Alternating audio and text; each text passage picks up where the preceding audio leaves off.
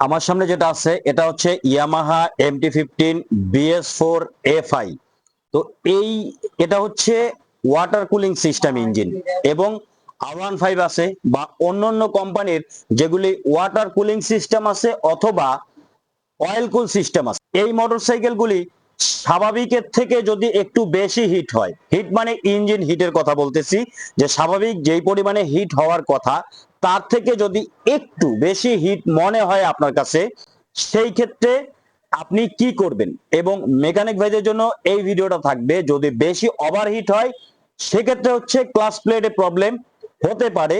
এ সম্পর্কে একটা video already আমার চ্যানেলে দেওয়া আছে, আমাদের ফেসবুক পেজে আপলোড করা আছে, আপনারা চাইলে সেখান থেকে দেখে নিতে পারেন। আজকে দেখাবো যে স্বাভাবিকের থেকে যদি একটু বেশি হিট হয় সেই ক্ষেত্রে আপনারা কি করবেন। অয়েল কুল সিস্টেম এবং ওয়াটার কুলিং সিস্টেম যেই মোটরসাইকেলগুলি আছে এই মোটরসাইকেলগুলির জন্য, আপনারা অনেকেই জানেন অয়েল কুল এবং ওয়াটার কুলিং এর জন্য ইঞ্জিনের সামনের দিকে রেডিয়েটর একটা লাগানো থাকে। এইটা থেকেই আপনাদেরকে ছোট কিছু জিনিস আজকে আপনাদেরকে টিপস বলে দিব এবং দেখাবো। এই কাজগুলি যদি আপনারা করেন তাহলে ইয়ামাহা বলেন অথবা অন্যান্য ব্র্যান্ডের অয়েল কুল বা ওয়াটার কুলিং সিস্টেম বাইক বলেন, সেগুলোর পারফরমেন্সটা ঠিক থাকবে, ইঞ্জিনের যে পাওয়ার বা শক্তি সেইটা ঠিকঠাক থাকবে, এবং বাইকটার যে ইঞ্জিন ওভারহিটিং এর যে ইস্যু আসে স্বাভাবিকের থেকে বেশি, সেটাও বন্ধ হবে। চলুন তাহলে দেখি কি কাজ আমাদের করতে হবে। যারা চ্যানেল এবং পেজে নতুন অবশ্যই লাইক, ফলো এবং সাবস্ক্রাইব করে রাখবেন। চলুন একটু কাছে থেকে আপনাদেরকে দেখাই। দেখুন, এটা MT-15, আগেও বলেছি আবারও বলছি যে অন্য যে কোনো ব্র্যান্ডের ওয়াটার কুল অথবা অয়েল কুলিং সিস্টেম হতে পারে। সেটার সামনের দিকে যে রেডিয়েটর আছে, প্রথমে আপনাদেরকে বলি, এই যে দেখুন, খেয়াল করবেন, আমি একটু লাইট অন করে আপনাদেরকে দেখাই তাহলে আপনাদের দেখতেও সুবিধা হবে।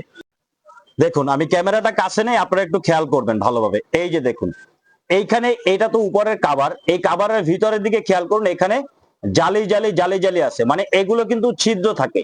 এই দিক থেকে বাতাস প্রবেশ করে, অন্য সাইড থেকে বা অপর সাইড থেকে বাতাস বা হাওয়াটা বের হয়ে এই রেডিয়েটরের ভিতরে যে পানি থাকে, যেহেতু এইটা ওয়াটার কুলিং সিস্টেম, এটাতে পানি থাকবে, অয়েল কুলিং সিস্টেমের ভিতরে অয়েল থাকবে, তো এটাকে ঠান্ডা করবে। এখন কথা হচ্ছে, বেশিরভাগ মোটরসাইকেলে আমরা দেখতে পাই বা দেখি যেটা, সেটা হচ্ছে যে এই যে ভিতরে যে জালি জালি যেগুলো আছে এগুলো হচ্ছে কিন্তু অ্যালুমিনিয়াম টাইপের। এইগুলো অনেক সময় ধুলো বালি ময়লা গিয়ে বন্ধ হয়ে থাকে, এটা স্বাভাবিক, ধুলোবালি ময়লা যাবে, যেতে পারে। তো যখন ধুলোবালু ময়লা যাবে বা বৃষ্টির সময় কিন্তু কাদা ছিটে কিন্তু এই ভিতরে চলে যায়, এই হোলগুলো বন্ধ হয়ে যায়, তখন আপনারা যেটা করবেন, আমরা যেটা নর্মালি করে থাকি যে বাইক যখন ওয়াশ করাই তখন আমরা এই দিক থেকে পানি দেই, প্রেসারে এই দিক থেকে পানি দেই না, এই কাজটা কখনোই আপনারা করবেন না। এই দিক থেকে কখনো আপনারা পানি দিবেন না, মনে রাখবেন। এই দিক থেকে পানি দিলে এই হোলগুলো কখনোই ক্লিয়ার হবে না, পানি দিতে হবে অপর সাইড থেকে, এই সাইড থেকে। আমি আপনাদেরকে সেটাও দেখাই, খেয়াল করুন। এই দিক থেকে আপনারা যখন বাইক ওয়াশ করাবেন, মনে রাখবেন এই ধরনের মোটরসাইকেল গুলি অয়েল কুল বা ওয়াটার কুলিং সিস্টেম মোটরসাইকেল গুলি যখন আপনারা ওয়াশ করাবেন, যেটা যে কোনো ব্র্যান্ডের হতে পারে, চাইনিজ, জাপানিজ, ইন্ডিয়ান, যে কোনো ব্র্যান্ডের হোক, এই দিক থেকে হচ্ছে আপনারা প্রেসারে এখানে পানি দিবেন। তাহলে কি হবে, এদিক থেকে যখন পানিটা যাবে তখন এই পাশ থেকে হচ্ছে ময়লাগুলো বের হয়ে আসবে, একদম ক্লিয়ার হয়ে যাবে। এইটা বন্ধ হওয়ার কারণে স্বাভাবিকের থেকে একটু বেশি হিট হয় ইঞ্জিন, এটা অনেক বাইকাররা কিন্তু বুঝতে পারে না বা অনেকে জানেই না। অতএব পানি যখন আপনারা দিবেন, ঠিক এই সাইডে ভিতর থেকে, এই দিক থেকে দিতে পারেন অথবা ওই পাশ থেকেও ভিতরের দিক থেকে প্রেসারে পানি দিয়ে পরিষ্কার করবেন। এটা হচ্ছে 1 নাম্বার টিপস, মনে রাখবেন। এটা যাতে কোনোভাবে বন্ধ না থাকে। আর যদি হাওয়া দিয়ে পরিষ্কার করতে চান তাহলেও ভিতরের এই দিক থেকে আপনারা হাওয়া দিবেন, এই দিক থেকে।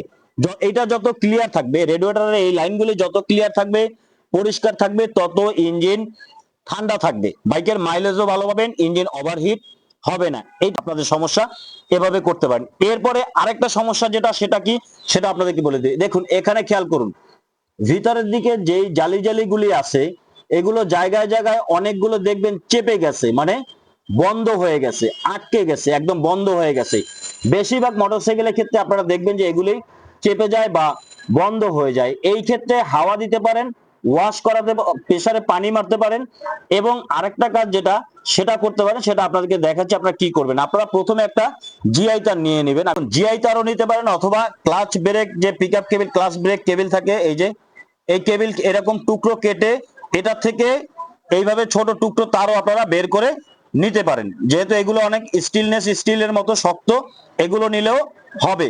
এটা দিয়ে কি করবেন, সামনের দিক থেকে না, ভিতরের দিক থেকে, পিছন থেকে, দেখুন এই দিক থেকে মেকানিক ভাইরাও করে দিতে পারেন, অথবা বাইকের ভাইরাও করতে পারেন। মেকানিক ভাইরা করলে সুবিধা হবে, কারণ এই বডি কিট গুলো খুলে নিয়ে কিন্তু কাজটা করতে হবে। দেখুন এই দিক থেকে এইভাবে, এই যে গ্যাপের ভিতরে আপনি এইভাবে প্রবেশ করাবেন, এইভাবে ধাক্কা দিয়ে দিয়ে পুরো লাইনগুলি ক্লিয়ার করে দিবেন। যদি কোনোটা চেপে যায়, চাপা থাকে বা বন্ধ থাকে, সেই ক্ষেত্রে আপনারা এই কাজটা করবেন। এভাবে ক্লিয়ার করে দিবেন, ভিতরের দিকে দিয়ে এই যে তার দিয়ে এভাবে খুঁচিয়ে এই যে ভিতরের দিক থেকে দেখা, এই যে খুঁচিয়ে ক্লিয়ার করে দিবেন, অপোজিট সাইডে বের করে দিবেন। তাহলে কি হবে, প্রত্যেকটা হোল ক্লিয়ার থাকবে, ভালো থাকবে। যদি খুলে নিয়ে করতে চান, মেকানিক ভাইরা খুলে নিয়ে করলে সবচেয়ে ভালো হবে, হোলগুলো ক্লিয়ার থাকবে, হাওয়াটা এই পাশ থেকে এই পাশে, এই পাশ থেকে এই পাশে একদম ক্লিয়ার আসা যাওয়া করতে পারবে। কোনোভাবে যাতে এইগুলো বন্ধ না থাকে, সেটা অয়েল কুল হোক বা ওয়াটার কুলিং সিস্টেম হোক, এই কাজটি আপনারা করবেন। তাহলে বাইক ইঞ্জিন যে স্বাভাবিকের থেকে বেশি হিট বা মাইলেজ কমে যাওয়া বা পাওয়ার লস হওয়ার যে সমস্যাটা, সেটা আর থাকবে না। এরপরে আরেকটা কাজ যেটা, সেটা কমন, আমরা সবাই কম বেশি সেটা জানি, এ সম্পর্কে আমাদের আইডিয়া আছে, তারপরে বলে দেই। এই যে এয়ার ফিল্টার বক্স আছে, এয়ার ফিল্টারটা আপনারা সব সময় খুলে পরিষ্কার করাবেন, অথবা যদি খারাপ থাকে চেঞ্জ করে নতুন লাগাবেন। এবং পাশাপাশি স্পার্ক প্লাগটাকেও চেক করবেন ফায়ারিং ঠিকভাবে হয় কিনা। এখন অনেকেই বুঝতে পারে না যে ফায়ারিং ঠিকভাবে হয় কিভাবে করে বা কি, এ সম্পর্কে জানতে চাইলে একটা ভিডিও অলরেডি আমার চ্যানেল এবং ফেসবুক পেজে আপলোড করা আছে, আপনারা চাইলে সেই ভিডিওটা দেখে আসতে পারেন। তো আজকে এই পর্যন্তই, দেখা হবে নেক্সট কোনো ভিডিওতে। সে পর্যন্ত ভালো থাকবেন, সুস্থ থাকবেন, আল্লাহ হাফেজ।